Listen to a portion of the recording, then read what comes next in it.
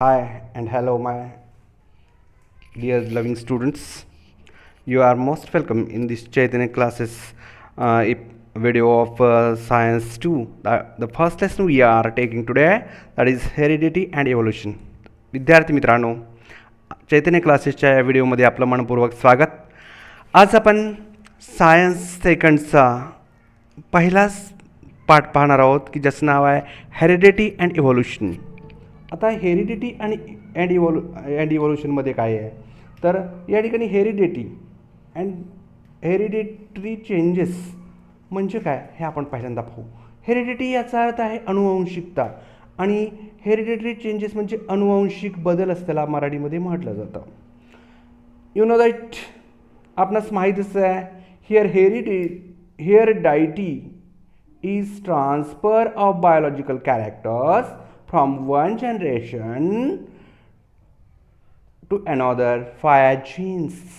म्हणजेच एका पिढीतील सर्व गुण दुसऱ्या पिढीमध्ये जातात जीन्समधून.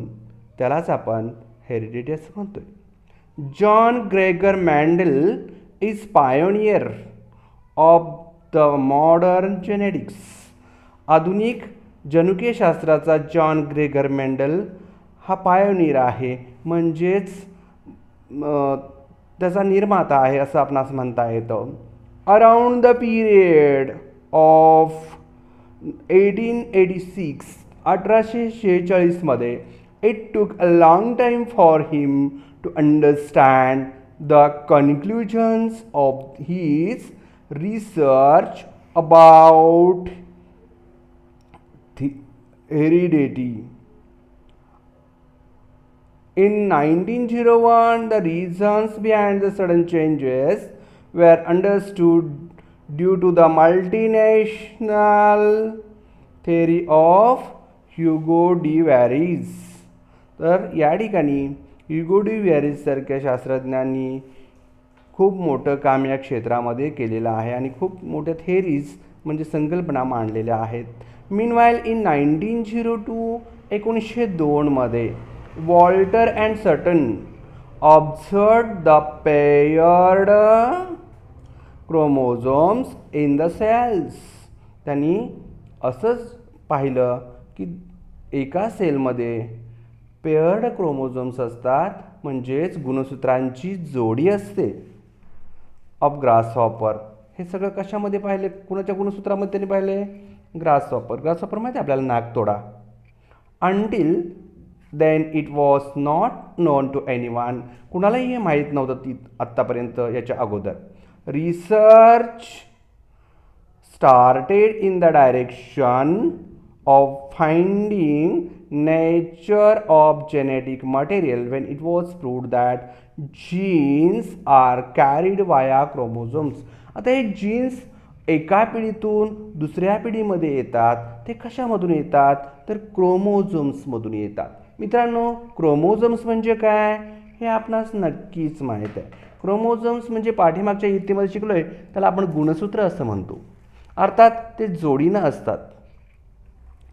Through which 1944 trio scientist Oswald Avery, Maclyn McCarty and Colin MacLeod proved that except viruses, all living organisms have DNA as genetic material. फक्त त्यांनी सांगितलं की व्हायरस सोडून, विषाणू सोडून बाकीचे जे ऑर्गॅनिझम्स आहेत त्यांच्यामध्ये DNA हे एक जेनेटिक मटेरियल आहे. DNA हे महत्त्वाचं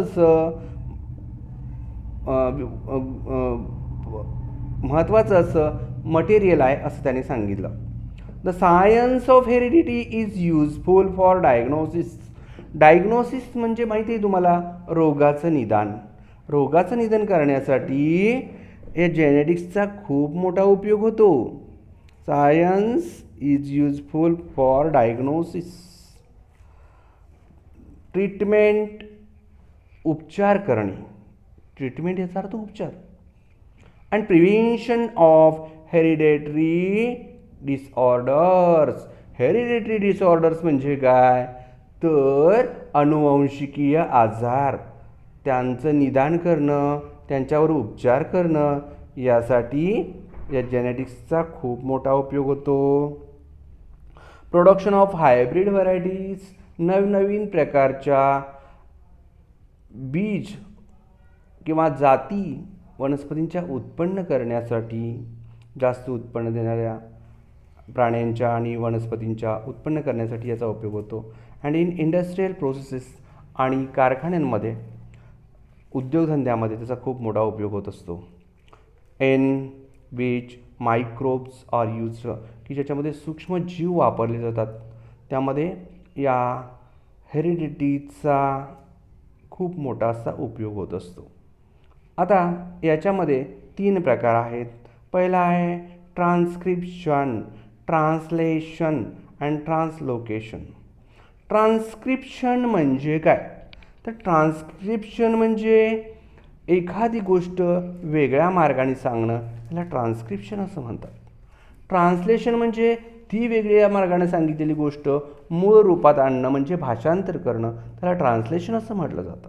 अँड ट्रान्सलोकेशन, आणि त्या गोष्टीचा उपयोगात आणणं, यालाच आपण ट्रान्सलोकेशन असं म्हणत असतो.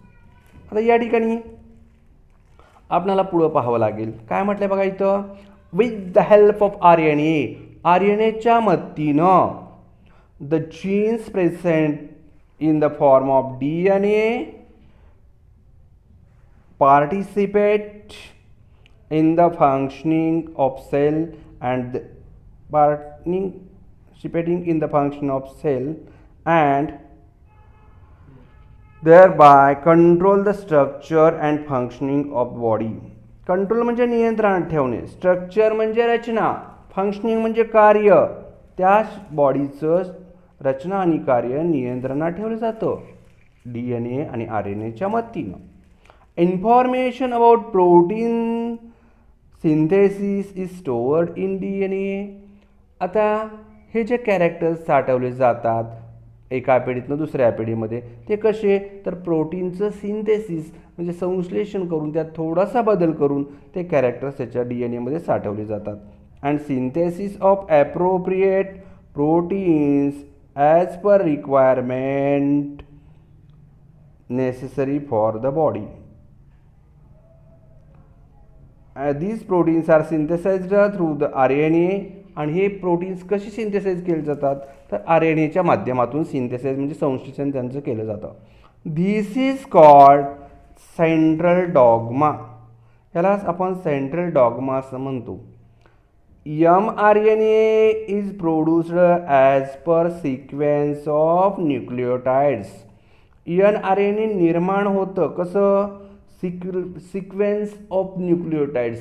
सिक्वेन्स ऑफ न्यूक्लिओटाइड्स म्हणजे काय, तर DNAमध्ये आपण पाहिलं असेल DNAचं स्ट्रक्चर, की म्हणजे पायऱ्या पायऱ्या असतात, तर तशा प्रकारे त्यांच्यामध्ये थोडासा बदल होऊन त्या अनुषंगानं त्याच्यामध्ये थोडासा बदल होतो.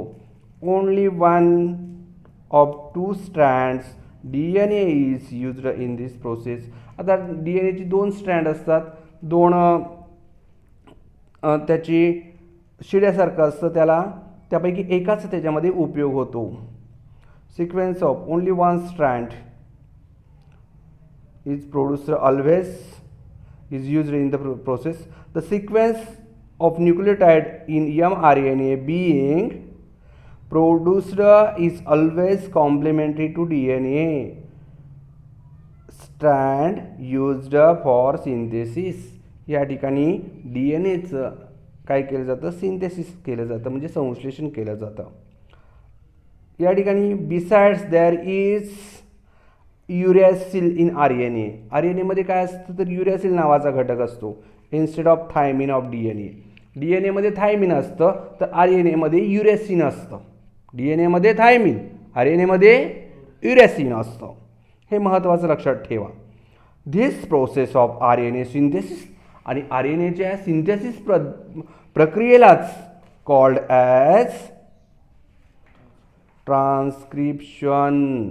आणि RNAमध्ये असा बदल होतो त्यालाच काय म्हणतो आपण, ट्रान्स्क्रिप्शन असं म्हणतो. म्हणजे झालेला DNA RNAमध्ये झालेला हा बदल आहे, त्याला आपण ट्रान्स्क्रिप्शन असं म्हणतोय. Very simple, transcription. Okay. The mRNA formed in nucleus.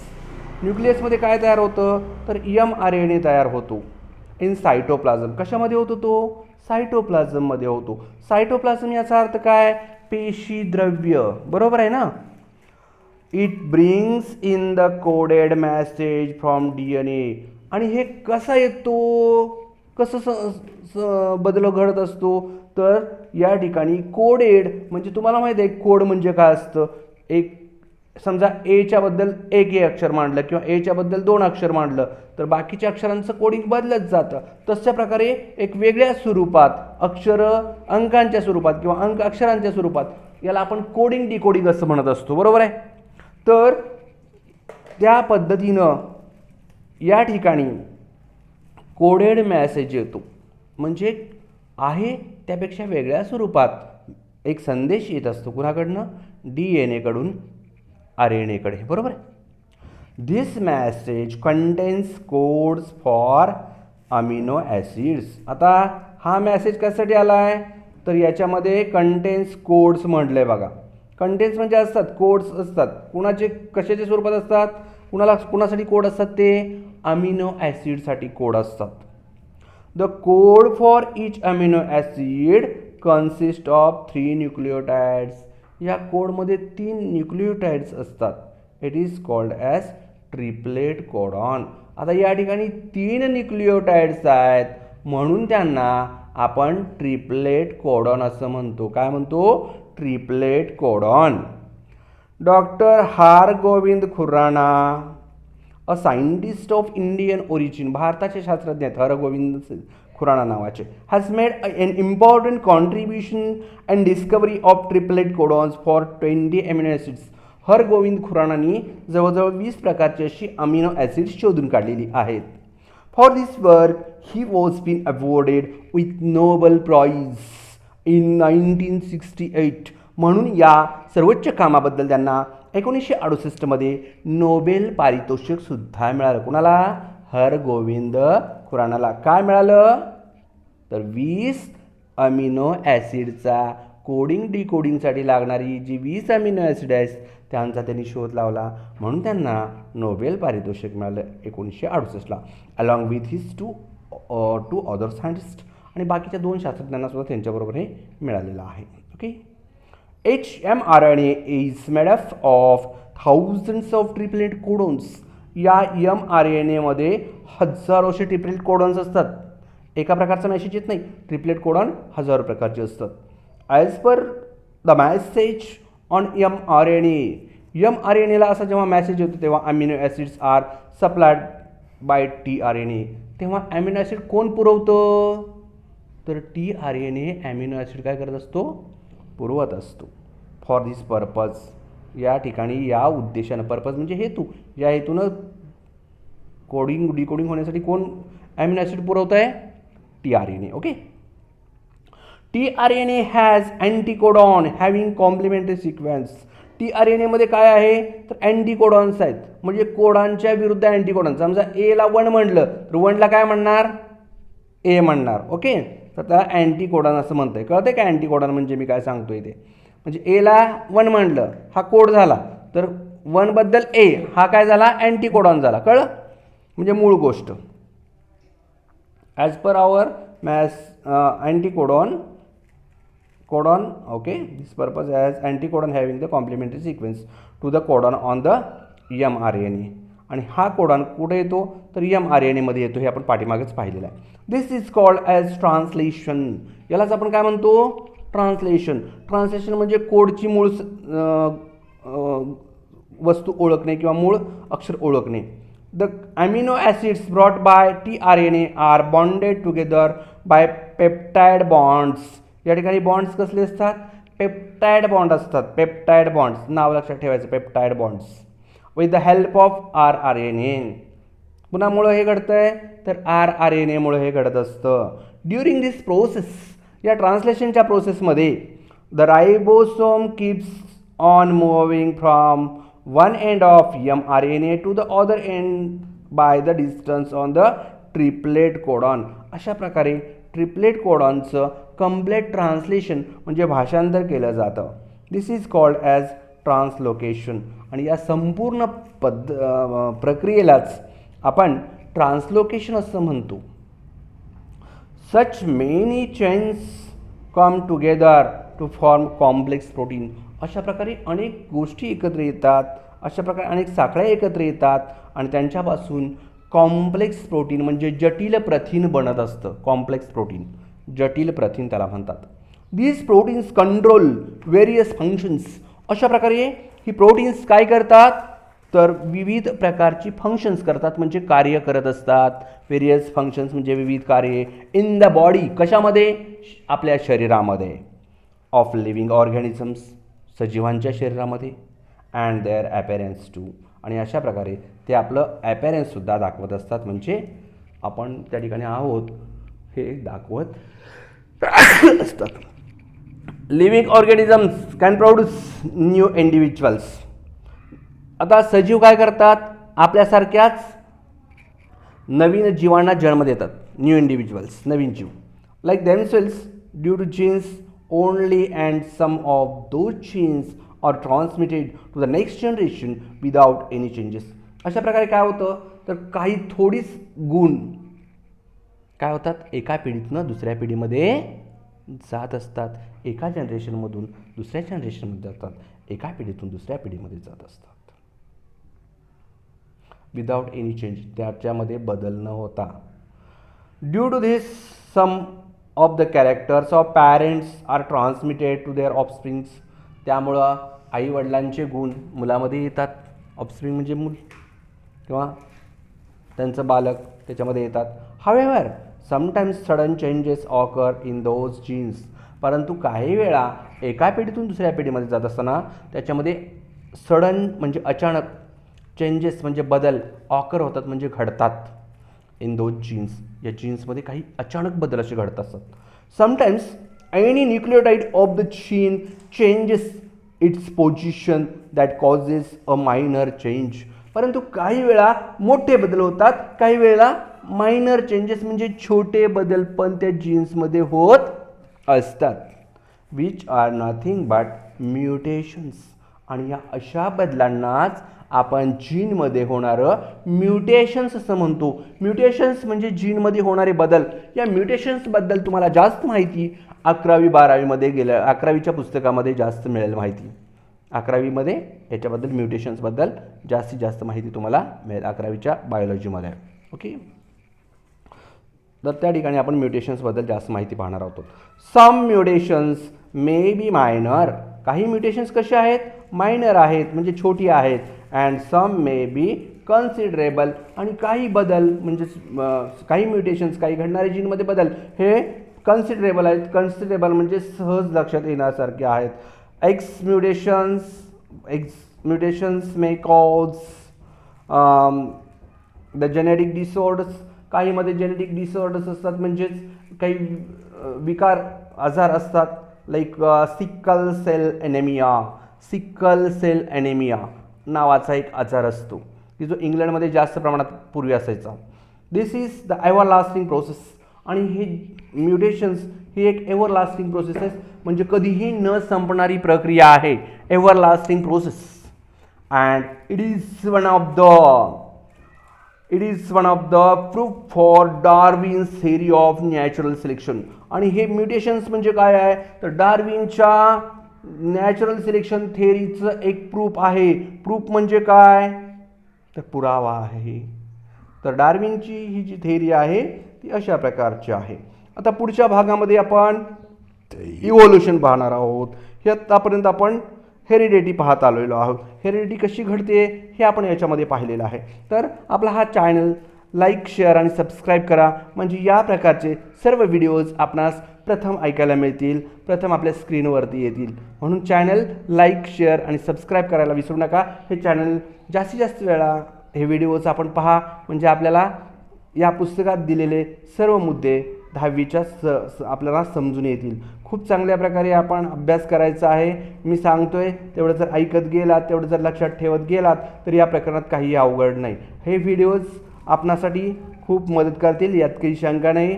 मी प्राध्यापक अजित वाघमोडे आपणा सर्वांचं असंच प्रत्येक वेळेला या व्हिडिओमध्ये आपणास असंच मार्गदर्शन करत राहणार आहे आणि कायम हे व्हिडिओ आपणापर्यंत पोहोचत राहतील. त्यासाठी हे चॅनल लाईक, शेअर आणि सबस्क्राईब करा. यूट्यूब चॅनल हे आत्ता आपणासाठी खूप उपयोगी ठरणार आहे यावर्षी, कारण यावर्षी सर्व ऑनलाईन सुरू आहे. आपणास ऑनलाईन मीटिंगला वगैरे बोलवलं जातं बऱ्याच ठिकाणी, पण आम्ही तसं नाही करत आहोत. आम्ही आपणास हे फ्रीमध्ये देत आहोत की सर्व व्हिडिओज आपणास जे तयार होतील ते आपणास फ्रीमध्ये मिळतील. आणि आपण हे चॅनल लाईक, शेअर आणि सबस्क्राईब नक्की करत जावा. आणि आपल्या काही जर शंका असतील तर आपल्या कमेंट मला माझ्या जीमेलवरती पाठवत जावा, म्हणजेच मी पाहत राहीन. माझा जीमेल आपल्याला मी सांगतोय, professor.ajitkumarwagmode@gmail.com. जीमेलवरती आपल्या सर्व कमेंट्स मला पाठवत चला. त्याच पद्धतीनं बाकीच्या ठिकाणीसुद्धा मी हे व्हिडिओ पाठवण्याची व्यवस्था करत आहे, पण त्यासाठी आपण प्रथम हे व्हिडिओज यूट्यूबवरती पाहत राहा. आपणास खूप खूप आपले खूप खूप आभार मी मानत आहे. आणि त्याच प्रकारे आपण सर्वजण हे व्हिडिओ ऐकताय त्याबद्दल आपणास धन्यवादसुद्धा देत आहे. ठीक आहे, ओके, थँक्यू.